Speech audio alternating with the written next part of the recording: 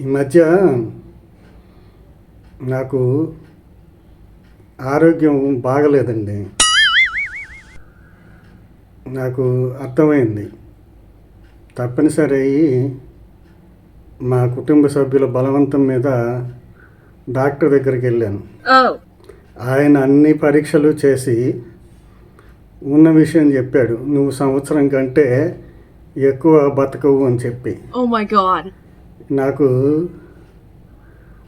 పెద్దగా బాధ అనిపించాలి ఆ విషయం విన్నా కూడా. ఎందుకంటే పుట్టిన ప్రతి మనిషి ఎప్పటికైనా చచ్చిపోతాడు కాబట్టి. అయితే ఈ సంవత్సరం రోజులు హ్యాపీగా బతికేద్దాం.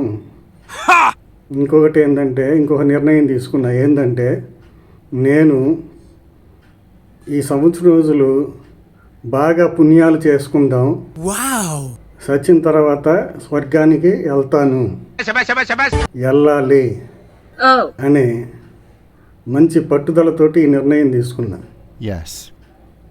ఎందుకంటే స్వర్గంలో చాలా బాగుంటుంది, మీకు తెలుసు కదా. అర్థమైందా?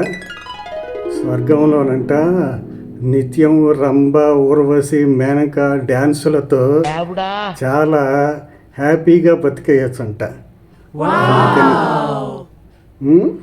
పుణ్యాలు చేసుకొని నేను బాగా ఈ సంవత్సరం రోజులు స్వర్గానికి వెళ్ళిపోతా.